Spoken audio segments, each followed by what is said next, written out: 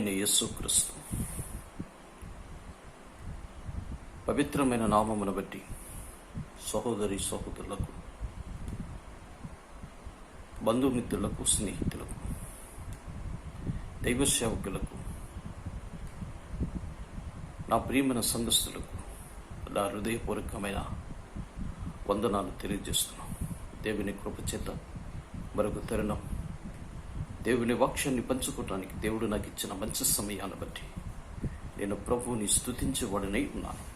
కొన్ని నిమిషాలు ఆయన సన్నిధిలో మీతో కలిసి ఆయన పాదపీఠాల దగ్గర గడపటానికి దేవుడు నాకు ఇచ్చిన మంచి సమయాన్ని బట్టి నేను ప్రభువుని స్తుతించేవాడనై ఉన్నాను.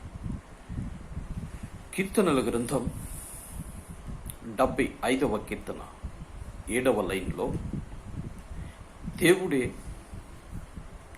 తీర్పు తీర్చేవాడు, ఆయన ఒకరిని తగ్గించను, ఒకరిని హెచ్చించను. ఈ లేఖనంలో ఈ విధంగా రాయబడి ఉంది. దేవుడంట ఒకరిని హెచ్చిస్తాడంట, ఒకరిని తగ్గిస్తాడంట. గమనించమని మనం చేస్తున్నాం. ఆలోచన చేస్తే 147వ సంకీర్తన 6వ లైన్లో, యెహోవా దీనులను లేవనెత్తువాడు, భక్తిహీనులను ఆయన నేలను కూర్చువాడు. ఈ లేఖనాల్లో మనం చూడగలిగితే ఒకనంట తగ్గిస్తాడంట, ఒకరిని హెచ్చిస్తాడంట. మనం కిందకి వెళితే మరొక మాట ఏంటంటే, చూడండి, ఆయన దీనులను లేవనెత్తివాడు, భక్తిహీనులను నేలకు కూల్చువాడు. సామెతలు 2వ అధ్యాయంలో 1వ సమయంలో, ఒకని ఐశ్వర్యవంతుడుగాను దరిద్రుడుగాను కలగజేయబడు ఆయనే. మరొక మాట ఏంటంటే, పెంట కుప్పలలో నుండి లేపి సింహాసనం మీద కూర్చోబెట్టేవాడు కూడా ఆయనే అని ఆ లేఖనాల్లో మనం చూస్తున్నాం. నా ప్రియమైన సోదరుడా, సహోదరి, అంటే ఇక్కడ మనం చూస్తే మనల్ని లేవనెత్తాలన్నా, మనల్ని కృంగదీయాలన్నా, మనల్ని ఐశ్వర్యవంతుడిగా చేయాలన్నా, మనల్ని పేదవాడిగా చేయాలన్నా యెహోవా చేతిలో ఉంది అని ఈ లేఖనాల్లో మనం చూడగలుగుతున్నాం. మనం ఎంత కష్టపడి సకల ఐశ్వర్యాన్ని కూడగట్టినా దేవునికి ఆశీర్వాదము ఐశ్వర్యం ఇస్తుందని సామెతల గ్రంథంలో లేఖనాలు చెప్తున్నాయి. మరి ఈరోజు మనం ఆలోచిస్తే దేవుడు నిన్ను, చూడండి ఎంత శ్రేష్టమైన మాట, ఆలోచిస్తే ఒకరిని ఇచ్చిస్తాడంట, ఒకరిని తగ్గిస్తాడంట. ఎలాగుంటే ఇచ్చిస్తాడు, ఎలాగుంటే తగ్గిస్తాడు. టూకీగా కొన్ని విషయాలు నేను మీతో పంచుకోవాలి అని ఆశిస్తున్నాను. ఆదికాండం మీరు 39:5లో చూడగలిగితే అక్కడ యోసేపు మనకి కనబడతాడు. యోసేపు ఐగుప్తు దేశానికి బానిసుడిగా వెళ్ళినట్లు మనం చూస్తాం. ఐగుప్తు దేశంలో వెళ్ళి అనేకమైన పాటలు పడ్డాడు. అయితే దేవుడు అతన్ని విడిచిపెట్టలేదు. ఎందుకు విడిచిపెట్టలేదయ్యా అంటే, ద్వితీయోపదేశ కాండం 28 మొదటి వచనములో చూస్తే, నీవు నీ దేవుడు మాట వినాలి అని అక్కడ రాయబడింది. మనం ఎప్పుడైతే దేవుని మాట వింటామో, ఎప్పుడైతే దేవుని మాటకు లోబడతామో, దేవుని మాట మనం వింటాము, అప్పుడు దేవుడంట ఆయన మనలను లేవనెత్తుతాడు అనే విషయం ఈ లేఖనాల్లో మనం చూస్తున్నాం. అందుకే మీరు చూడగలిగితే, చూడండి, యెహోవా యోసేపు నిమిత్తం ఐగుప్తు దేశమంతటిని ఆశీర్వదించాడంట. యోసేపు నిమిత్తం అంటే ఐగుప్తు దేశాన్ని ఏం చేశాడు అనంటే, ఆ దేశాన్నంతటినీ కూడా యెహోవా ఆశీర్వదించను. ఆయన అంటాడు, నాకు చాలా ఇష్టమైన మాట, నేను నీ ఇంటిలో అడుగు పెట్టినప్పుడు ఇంటినే గాని పొలమునే గాని సమస్తమును దేవుడు ఆ ఐగుప్తు దేశాన్ని సమృద్ధిగా ఆశీర్వదించబడినట్లు ఈ లేఖనాల్లో మనం చూస్తాం. అంటే దేవుడు ఆశీర్వదించడానికి, దేవుడు దీవించటానికి గల కారణం ఏంటి అనంటే ఒక ప్రత్యేకత, యెహోవా మాట. ఆలోచించమని మనం చూస్తున్నాం. ఒక రోజు గలిలయ సముద్ర తీరాన సూర్యోదయం అవుతూ ఉన్నప్పుడు, యేసు ప్రభు సముద్ర తీరాన వెళ్తున్నప్పుడు ఆ సముద్రంలో 2 పడవలు ఏటులు అలా ఊగుతూ ఉన్నాయి. 2 వ్యక్తులు వలలు కడుక్కుంటున్నారు, చేపలు పడ్డాయి. ఒక వ్యక్తికి చేప పడలేదు. అతడు చాలా నిరాశ చెందిన వాడై సావాలనుకున్నాడు. అటువంటి గడియలు యేసు ప్రభు తిన్నంగా వాడి పడవెక్కి కూర్చున్నాడు. గమనించండి. అప్పుడు యేసు ప్రభు వార్త అంటాడు, ఇదిగో నీ పడవ కొంచెము లోతులోకి నడిపించు అని అన్నప్పుడు యేసు ప్రభుతో చెప్తున్నాడు, బోధకుడా, నేను రాత్రంతా ప్రయాసపడ్డాను, కానీ ఒక పరిగి పడలేదు. కానీ నీ మాట చెప్పిన, అంటే ఎవరు మాట వింటే దీవించబడతామో, ఎవరు మాట వింటే ఆశీర్వదించబడతామో అనేది ఇక్కడ సూటిగా లేఖనాలు మాట్లాడుతున్నాయి. మీరు లోకాలో చూడగలిగితే అక్కడ ఎంత శ్రేష్టమైన మాట, నా మాట చెప్పిన కాదు, నీ మాట చెప్పిన. అంటే ఎవరి మాట వినాలి మనం అంటే యెహోవా మాట విన్నప్పుడు దేవుడు నిన్ను ఆశీర్వదిస్తున్నాడు, నిన్ను పైవాడిగా చేస్తున్నాడు అనే విషయం మీరు మర్చిపోవద్దు అని కూడా నేను మనవి చేస్తున్నాను. అందుకే చూడండి, అక్కడ విస్తారమైన చేపలు పడినట్లు మనం చూడగలుగుతున్నాం. అందుకే మనం ఇక్కడ చూస్తే యేసోపు నిమిత్తం దేవుడు ఐగుప్తుని ఆశీర్వదించాడని ఈ లేఖనాల్లో చూస్తున్నాం. మరో విషయం ఏంటంటే, ఈ యేసోపు ఉన్నాడే మహా చక్కనుడు, సుందరమైన వాడు. ఆ దేశాన్ని ఏలుతున్న దినాల్లో ఆ ఇంటి యజమానురాలు ఈ సుందరుడిని చూసి అతని మీద మనసు పడ్డది. ఒకరోజు ప్లాన్ వేస్తుంది, ఎప్పుడు దొరుకుతాడా, ఎక్కడ పడుకుందామా, ఎక్కడ తన్ని పడవేద్దామా అన్నట్లుగా ఎదురు చూస్తున్న దినాలు అనుకున్నట్టుగానే ఒకరోజు మొత్తం మీద ఒక సందర్భాన్ని బట్టి దొరికాడు. చూడండి, అక్కడ ఒక విలువైన మాట రాస్తాడు, నాకు చాలా ఇష్టమైన మాట. ఆయన అంటాడు, గమనించినట్లయితే, నేను ఇటువంటి దుష్కార్యమునకు తలపెట్టను, నా దేవునికి హేయమైన కార్యాలు నేను చేయను, ఇదిగో అని చెప్పి, ఇదిగో ఈ దేశమంతా నాకు అప్పచెప్పాడు, ఈ ఇంటిని నాకు అప్పచెప్పాడు. నాకు చాలా ఇష్టమైన మాట ఏంటంటే, మీరు ఆదికాండం 39:9 మీరు చదువుకుంటే ఒక శ్రేష్టమైన మాట అక్కడ నాకు రాస్తాడు. ఏమని అంటే, నాకు చాలా ఇష్టమైన మాట, ఇదిగో ఈ ఇంటిలో నాకంటే పైవాడు మరొకడు లేడు. గమనించండి, నాకంటే పైవాడు మరొకడు లేడు. అంటే యేసోపు దేవుడు ఎంత పైవాడిగా చేస్తాడు, ఎంత హెచ్చించాడు అనేది ఈ రోజున మీరు గమనించాలని మనం చేస్తున్నాం. బానిసడిగా వెళ్ళిన ఆ వ్యక్తిని దేవుడు ఐగుప్తు ప్రాంతాన్ని ఏలే ప్రధానగా చేస్తాడు. అంటే దేవుడు అందుకే అంటాడు, వాక్యం అంటాడు, దేవుడు ఒకరిని హెచ్చిస్తాడు, ఒకరిని తగ్గిస్తాడు.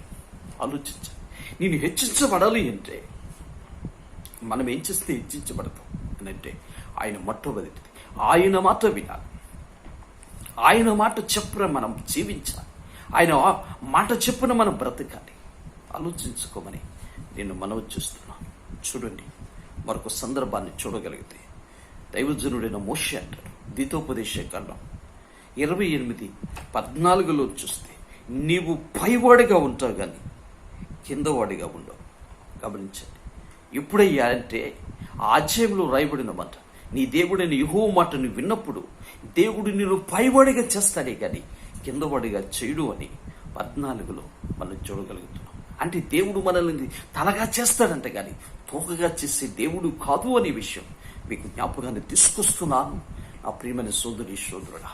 ఆలోచించుకోమని కూడా నేను మనవచ్చిస్తున్నాను. అంటే మనం ఆరాధిస్తున్న యేసయ్య ఎలాంటి వాడు అంటే మనలను పైకెత్తేవాడు. ఆలోచించమని మనవచ్చిస్తూ ఎక్కడి నుంచి పైకి పెడతారు అని అంటే పెంట కుప్పలలో నుండి మనలను పైకెత్తి సింహాసనం మీద కూర్చోబెడుతున్నాడని మనం సామెతల్లో చూసాం. మన సామెతల గ్రంథంలో మనం చూస్తున్నాం. అంటే మన దేవుడు ఎలాంటి వాడు అని అంటే మనలను పైకెత్తేవాడు. గమనించమని మనం చూస్తున్నాం. ధనవంతుడిగా చేసేవాడు, మనల్ని దరిద్రిగా చేసేవాడు కాడు అనే విషయం లేఖనాల్లో మనం చూస్తున్నాం. అందుకే యేసుని దేవుడు పైవాడిగా చేస్తాడు అని ఈ లేఖనాల్లో మనం చూడగలుగుతున్నాం. నా ప్రియమైన సోదరుడా, నిన్ను పైవాడిగా ఉంచాలి అంటే ఏం చేస్తే ఉంటావు అంటే నీవు మొట్టమొదటిది ఆయన మాట వినేవాడిగా ఉండాలి అని నేను జ్ఞాపకం తీసుకొస్తాను. సామెతల గ్రంథం 14:34లో నువ్వు చూస్తే నీతి జనములను ఘనతకెక్కుతుందంట. అంటే నీతి. రెండవది, నిన్ను హెచ్చించాలి అంటే నీతి మనల్ని ఘనహీనతకు కాదంట, ఘనముకి ఎక్కుతున్నదంట. గమనించుకోమని నేను మనవి చేస్తున్నాను. ఆయనలో ఆలోచన చేస్తే ఒకడు కారణం ఏంటి అంటే ఆలోచించండి, పాపము ప్రజలకు అవమానము తెచ్చుతుందంట, నీతేమో ఘనత తెస్తుందంట. చూడండి, పాపమేమో అవమానము తెస్తుందంట. మనం రెండవదిగా మనం చూడగలిగితే సామెతల గ్రంథం 28లో మీరు 1లో చూస్తే నీతిమంతుడు సింహం వలె ధైర్యముగా ఉంటాడు. గమనించుకోమని మనం చేస్తున్నాం. రెండవది నీతి. మొదటిది మాట, రెండవది నీతి. నువ్వు ఘనతకెక్కాలి అంటే ఆలోచిస్తే నువ్వు ఎలాగుంటే ఘనతకెక్కుతావు, ఎలాగుంటే నువ్వు ఆలోచించుకుంటే దేవుని వాక్యం అంటుంది నీతి. గమనించుకోమని నేను మనవి చేస్తున్నాను. అందుకే నీతిమంతుడు శ్రమలే వచ్చిన కష్టాలే వచ్చిన ఎలా ఉంటాడు అంటే సింహం వలె ధైర్యముగా ఉంటాడనే విషయం ఈ లేఖనాల్లో మనం చూడగలుగుతున్నాం. నా ప్రియమైన సోదరుడా, సహోదరి, ఆలోచిస్తే మనము ఒక్కసారి దేవుని వాక్యం నీతి అంట మరణము నుంచి తప్పిస్తుందని మనం చూడగలుగుతున్నాం. అంటే నీతి మరణము నుంచి ఎన్ని శ్రమలు పడ్డాడు యేసు, ఎన్ని శ్రమలు పడవలసి వచ్చిన పరిస్థితి వచ్చింది. గమనించి కారణం ఏంటి అంటే నీతిమంతుడు కనుక. వాక్యం అంటుంది నీతిమంతుడికి అనేకమైన శ్రమలు, ఒకటి కాదు అనేకమంట, కానీ వచ్చినా వాటిలోంచి తప్పించే దేవుడు అనే విషయం మర్చిపోవద్దు అని నేను మనవి చేస్తున్నాను. అంటే నీతిమంతుడికి శ్రమలు రావాలి అంటే నేను నీతిమంతుడు కదా నాకెందుకు శ్రమలు రావాలి అని అనుకుంటే అది కుదరదు. నీతిమంతుడికి వస్తాయంట, ఒకటి కాదు అనేకమైనవి. వాటిలోంచి దేవుడు ఏం చేస్తాడంటే తప్పిస్తాడు అని లేఖనాల్లో మనం చూస్తున్నాం. అంటే నీతిమంతుడి శ్రమలు రావాలి, రాకపోతే మనము సువర్ణంగా మారబడలేము. నీతిమంతుడి శ్రమలు రాకపోతే పరిశుద్ధుడిగా మారలేము. నీతిమంతుడి శ్రమలు రాకపోతే అతడి జీవితం ఎలా ఉంటుంది అనేది ఒక్కసారి మనం మనసు పెట్టుకోమని నేను మనవి చూస్తాను. నీతిమంతుడికి శ్రమలు వస్తాయి, ఆ శ్రమల నుంచి దేవుడు తప్పించేవాడు అనే విషయం మనం మర్చిపోవద్దు అని మనం చూస్తాం. జైలుకి వెళ్ళవలసిన పరిస్థితి వచ్చింది, ఎన్నో శ్రమలు పడవలసి వచ్చిన పరిస్థితి వచ్చింది, కానీ దేవుడు విడవలేదు, ఎడబాయలేదు కనుక దేవుడు అతన్ని ఘనతకెక్కినట్లుగా మనం చూస్తున్నాం. అంటే నీతి మనల్ని ఏం చేస్తుందంటే నిన్ను ఘనహీనుడుగా కాదు కానీ ఘనవంతుడిగా చేస్తుంది అనే విషయం, ఘనతకెక్కినట్లు నిన్ను చేస్తుంది. గమనించుకోమని మనం చూస్తున్నాం. అందుకే నీతిమంతుడు వర్ధిల్లుట దేశమునకు సంతోషమంట, పట్టణమునకు సంతోషమని సామెతల గ్రంథంలో మనము చూడగలుగుతున్నాం. రెండవది మనం చూస్తే, ఒకటి మాట విన్నప్పుడు నువ్వు హెచ్చించబడతావు. రెండవది మనము నీతిమంతులమైతే దేవుడు మనల్ని ఏం చేస్తాడు, ఘనతకి ఎక్కించేవాడిగా దేవుడు లేఖనాల్లో మనం చూడగలుగుతున్నాం. నా ప్రియమైన సహోదరి, మీరు ఆలోచించుకోమని నేను దైవ సేవకుడు పేరిట దైవ సేవకుడుగా నేను మనవి చేస్తున్నాను. ఆలోచిస్తే చూడండి, మూడవదిగా మనం ముచ్చటగా చూడగలిగితే మొదటి పేతురు 5:6 మనం చూడగలిగితే ఒక శ్రేష్టమైన మాట రాయబడి ఉంది. అక్కడ అంటాడు, తగిన సమయములో దేవుడు మిమ్మల్ని హెచ్చించాలంటే దీన మనస్కులై మీరు ఉండండి. అంటే తగిన సమయం అనేది ఒకటి ఉంది.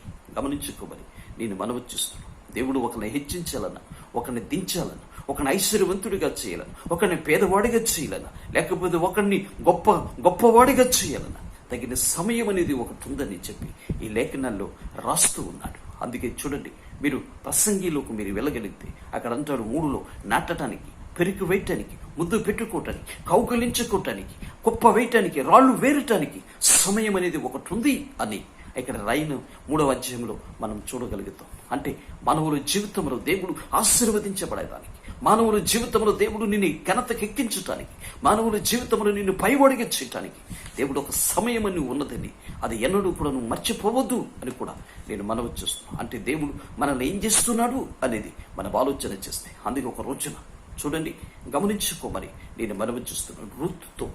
రూతుతో బోయాజు అంటున్నాడు, గమనించమని మనవి చేస్తున్నాను. నా కుమారి, నువ్వు యెహోవా చేత దీవెన నొందిన దానివి, ఇశ్రాయేలు దేవుడని యెహోవా రెక్కల కిందకి నీవు వచ్చావు.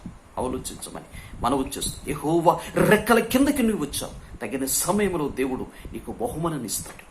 ఆలోచించమని మనవి చేస్తాం. తగిన సమయమందు నీకు దేవుడు బహుమానం ఇస్తాడు.